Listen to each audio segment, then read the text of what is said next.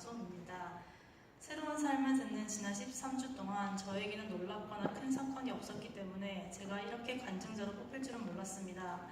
나에게는 간증으로 나누어야 할 특별한 이야기가 없는데 라고 생각하며 혹시라도 전도사님이 나에게 간증을 부탁하시면 어쩌지? 나는 무슨 이야기를 해야 할까 걱정을 했었습니다.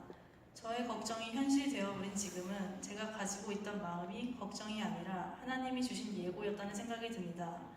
그 이유는 3일 전 상공부를 종강하는 날 5명의 간증자 중 한 명으로 제 이름이 호명되던 그 순간에 이상하게도 마음이 편안한 것을 느꼈기 때문입니다.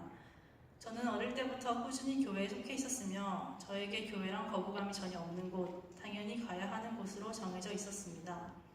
어릴 때부터 하나님을 알고 살았기 때문일까요? 항상 하나님과 함께였던 저는 침례를 받을 때도 제가 그동안 다녔던 어느 교회에서도 몇백 명이 모이는 큰 집회에 참석을 했을 때도 하나님을 크게 만나거나 눈에 띄게 만난 적이 없습니다.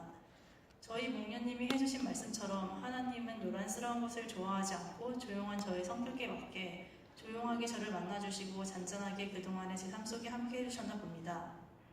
저는 말을 많이 해야 한다는 필요성을 느끼지 못하기 때문에 항상 해야 할 말만 하고 다른 말은 굳이 곁들이지 않는 편입니다.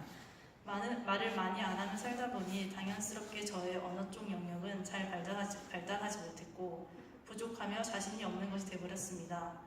이런 저의 모습은 중학교 때 미국으로 이민을 와서도 별 다를 게 없었습니다. 영어로 말을 해야 영어가 늘 텐데 영어로 말하기는 더 하고 싶지 않았습니다. 한국어로 대화할 상대는 가족밖에 없는 조그만 시골 동네에 살면서 저는 영어도 한국어도 쓰지를 않았고 결국 한국어 실력도 영어 실력도 나아지지 않았습니다. 지난 9월 이런 저에게 이모네 목장 식구이기도 하며 저와 같이 사역을 하시는 분이 영주권 인터뷰가 잡혔는데 통역으로 함께 가줄 수 있겠냐고 부탁을 해오셨습니다. 저에게는 이미 몇 년 전 이모의 영주권 인터뷰를 통역했던 경험이 있는데 그래서 자신이 있었던 게 아니라 오히려 자신이 없었습니다. 저의 부족함을 다시 한번 느꼈던 경험이었고 저 때문에 인터뷰를 망치면 어떡하나 싶어 너무나도 거절하고 싶었지만 거절할 수 없는 불편한 마음에 하나님께 기도를 하기도 했습니다. 그렇게 인터뷰가 있기 하루 전날 여전히 불편한 마음을 가지고 새로운 삶 수업을 듣게 되었습니다. 전도사님께서 수업을 하시는 동안 저는 전도사님이 하시는 말씀에 귀는 열어두고 손으로는 항상 교재에 낙서를 하곤 했습니다. 그렇게 딴짓을 하고 있던 그날 저에게 너무나도 또렷하게 들려온 전도사님의 목소리가 있었습니다. 내가 복받는 길인걸. 누군가에게 무엇을 해주는 일이 그 사람을 위한 것이 아니라 바로 내 자신을 위한 일이라는 걸 깨닫게 되는 동시에 내일 있을 인터뷰에 하나님이 함께 해줄 테니 통역하러 가라는 마음을 주셨습니다. 저의 통역이 큰 도움이 되지는 못한 것 같지만 감사하게도 좋은 인터뷰 결과가 나왔습니다. 이렇게 다른 사람을 섬길 때 인지하시는 하나님이 주시는 마음의 평안, 기쁨, 감사와 같은 감정들이 교회에서 말하는 복이구나 싶었습니다. 저는 매일 같은 패턴의 따분한 저의 삶이 새롭게 변화되려면 필요한 건 무엇일까 궁금하고 알고 싶은 마음에 새로운 삶을 수강하게 되었습니다. 새로운 것을 배우기를 기대하며 듣게 된 수업에서 새롭게 배운 것은 은사에 관한 것이었습니다.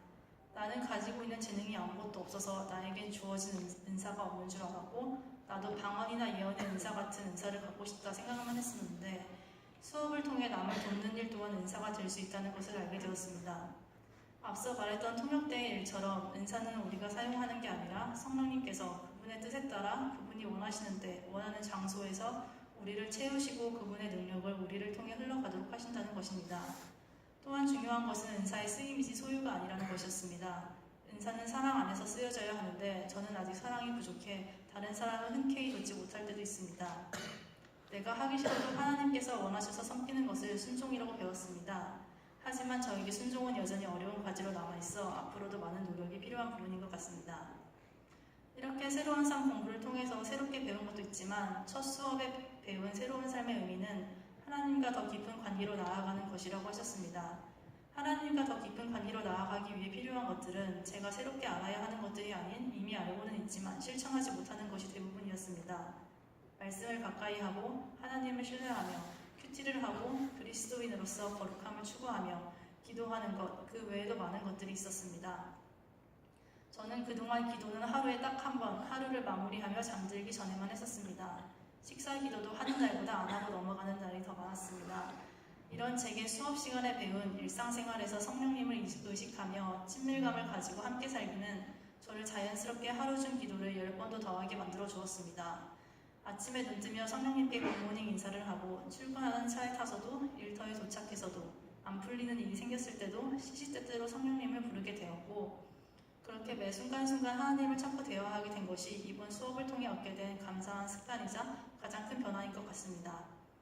간증자로 호명되었을 때도 저는 마음속으로 하나님을 바로 찾았습니다.